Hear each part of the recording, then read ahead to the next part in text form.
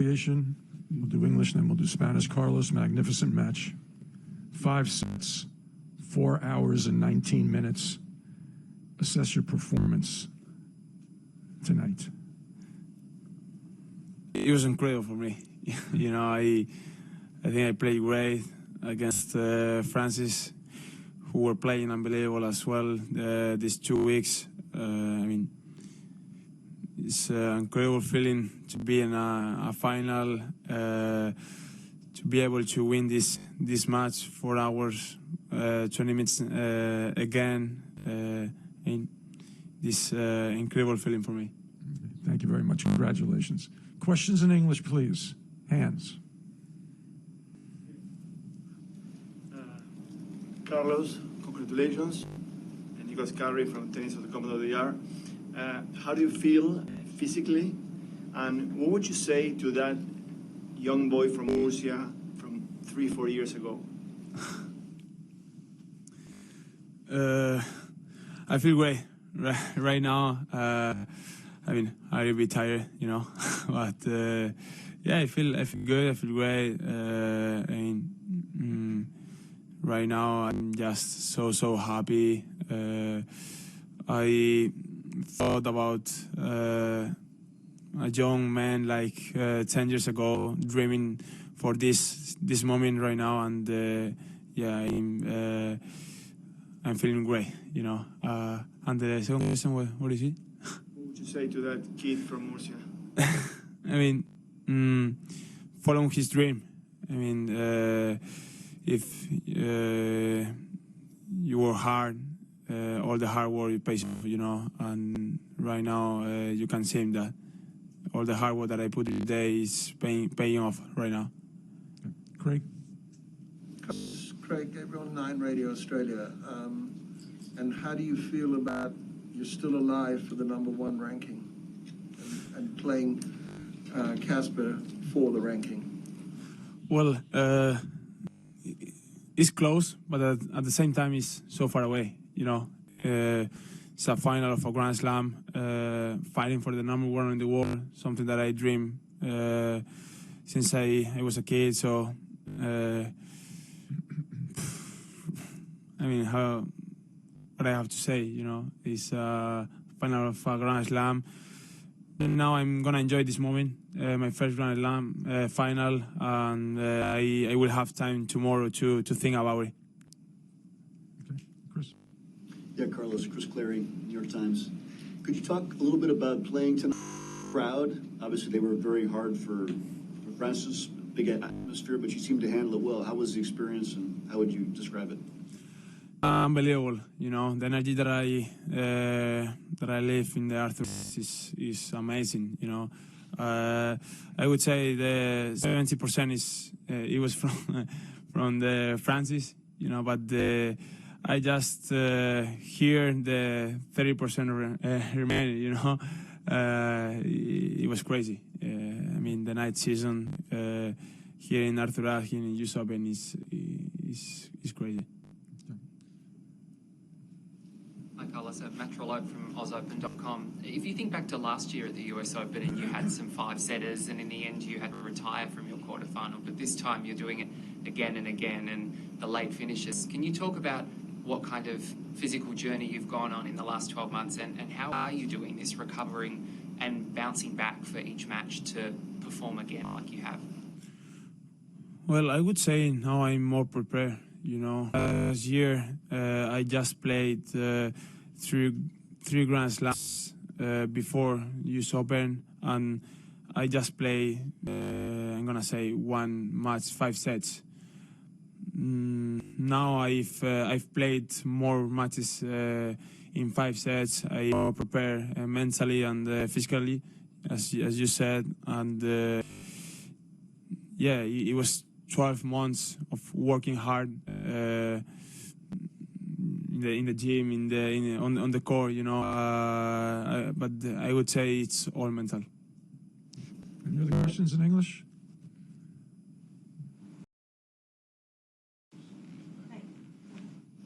Aki Uchida from Smash Magazine of Japan. So after you couldn't make the first match point in the first set, and what kind of thoughts go through your mind, and how did you manage to put yourself together and play that strong in the fifth set? Honestly, after that point, I thought, please finish in this set. But it was a tough moment for me, losing that match ball in that, doing a drop shot that I could with a good forehand that I hitting pretty well. But I knew that I had to stay in the match, to stay calm, to stay playing well. That I well. But it was a tough four sets. But I thought that is a new match in the fifth set. I have to stay playing well, playing my game, and believe in I have to play my best, and I could win. I just thought that I was able to beat Frances in the fifth set. Chris? Carlos, how well do you know Casper at this point? Have you had many conversations with him? I know he has a connection to Spain. What is your connection with him? Well, I played against him twice. I know him very well. We shared a lot of moments in the tournaments. Of course, he's a very nice guy off the court, and I talk with him a lot when we can. But on the court, I know him. As I said, I beat twice him. But he's playing really, really well, and I know that, and I will have to show my best. Okay. I'll take two more questions in English. Big A, Craig, you'll have the last question. Adeshina Koike, USOpen.org. Congratulations. One of the things that makes the US Open so unique are the night matches. Go deep. You now have two of those back-to-back matches. Were there matches that you saw when growing up that went to the night that you remember? And did you think or dream about playing deep into the night and winning matches? Well, playing here in the Open is so special. Even more in night season, you live something special. Here in the US Open, the crowd is amazing. They love to watch great matches, and of course the support is something special, And of course I remember to see a lot of matches,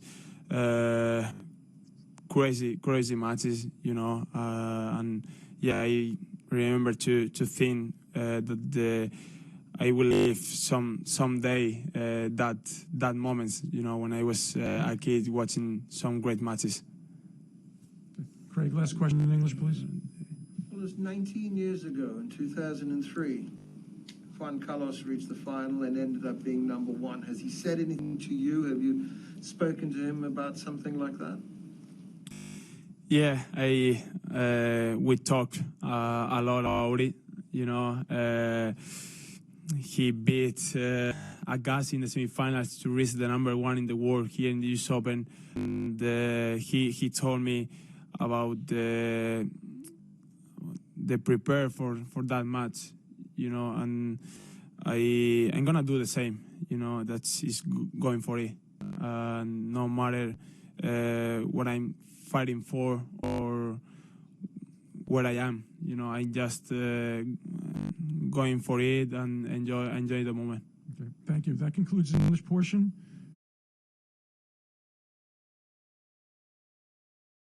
Congratulations on a great tournament and a great performance. We'll open up the floor to questions. Name and affiliation, please. Willie, go right ahead. Willie Weinbaum, ESPN. Frances, as Gary just said, congratulations. What do you think you've proven to everybody, including yourself, about yourself? A lot of things, a lot of different emotions right now, but I just proved that honestly, I can play with the best, obviously, and I'm capable of winning Grand Slams. I think everyone knew when I'm playing my best, what I could do, but you know how close I can actually be to be one of those guys and to do this consistently. You know, obviously through my career, I've been pretty sporadic of playing well and then kind of veering off for a while, but you know I've always backed myself against the best players in the world, but I'm doing it on a consistent basis. I'm starting to beat guys I'm supposed to beat more readily, and kind of just ready to take the next step. But I think rankings, honestly, right now, just a number, and you know, I really don't care what anyone else I'm playing. I feel like I can win any match. Matt? Matt Futterman from the New York.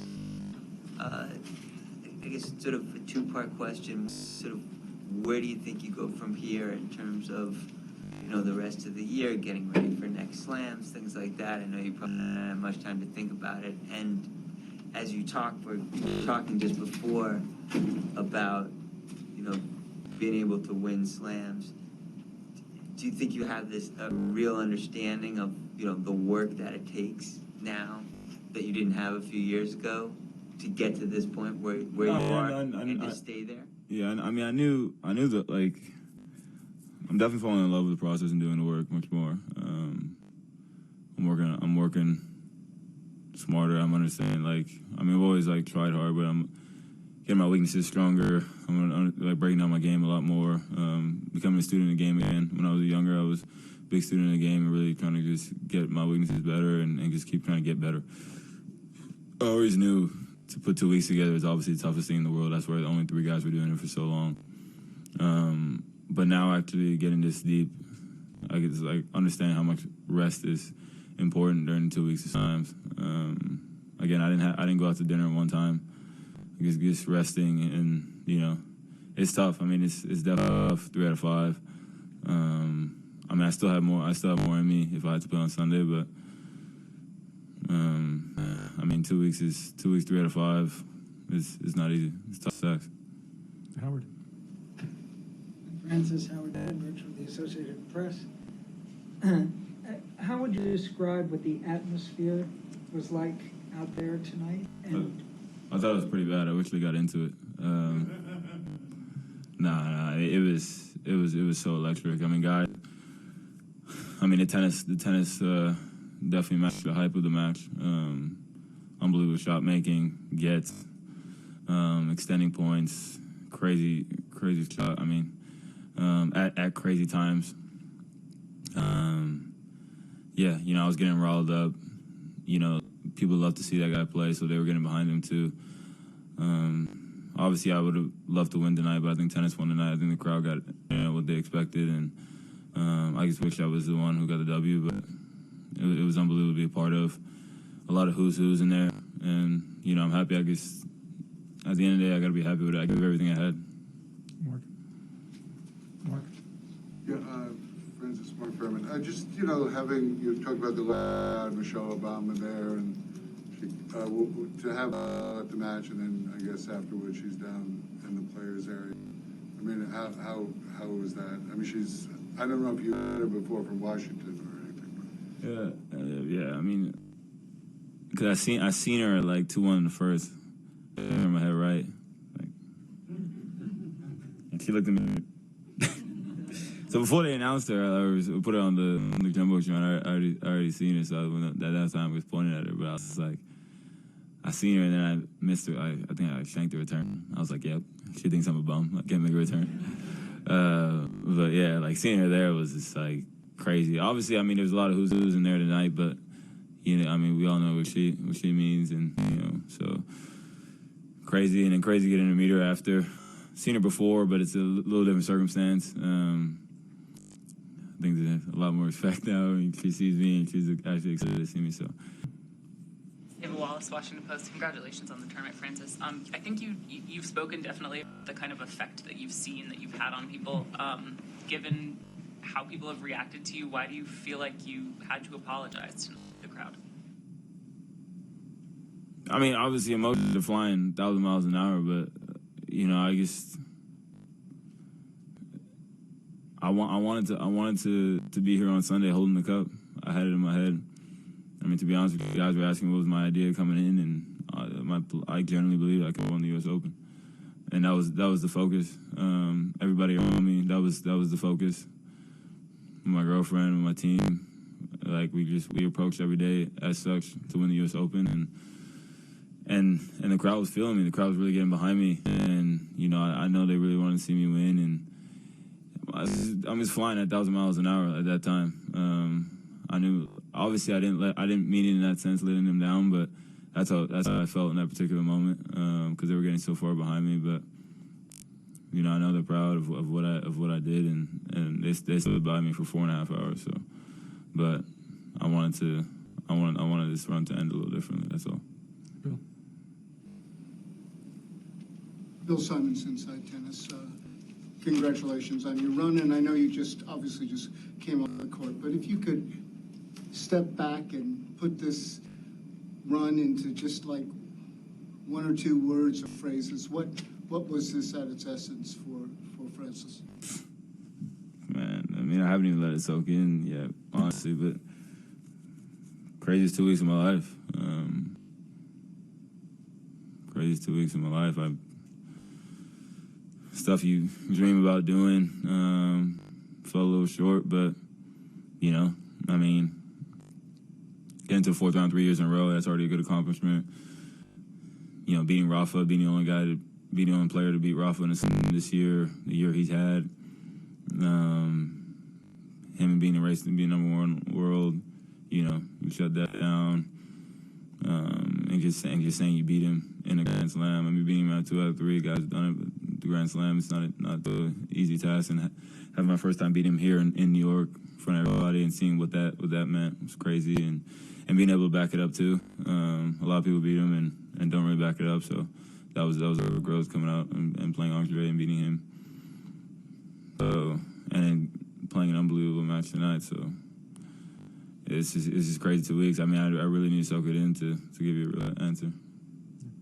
Andrew, and then Chris. Andrew, ATP website. You put an incredible match, left everything out there. But is there a way to describe just how high Carlos's level was tonight and how difficult it was to play him? I mean, I think we all knew it was going to be very tough to play him. I mean, he's one of the best players in the world for sure. He's so young. He's the ball so hard. He moves. I've never played a guy who moves as well as him. Honestly, I've seen him get a lot of balls, but I was hitting some drop volleys that I've been hitting, and he's getting there. And how he's able to extend points, incredible. And he's a hell of a player, and he's going to be a problem for a very long time. But again, I mean, I still have my looks. I still have my chances. So it shows where I'm at, but. For him to be so young and being so poised at big moments I took my hat off, and I got a lot of respect for him. Chris? Frances, congrats to Chris Otto with the U.S. Open. 8-0 in tie breaks this tournament, which nobody's ever won 8 tie breaks at the U.S. Open before. I just wonder, that statistic, is that an indication of just where you are as a pressure player right now? Have you taken another I don't know, man. That's crazy. I was laughing after I won the fourth in the breaker. I was just like, dude, I mean, this is wild. I don't know. I guess the breakers is making sense. I really don't know what to say. I mean, usually the breakers, I was serving huge. Today I wasn't serving so well at all.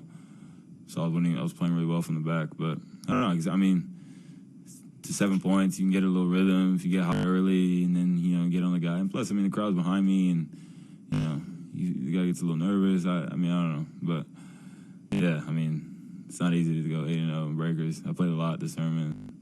I wish the fifth was a breaker, because maybe I would have been 9-0. Thank you, everyone. Thanks. Thank you, Frances.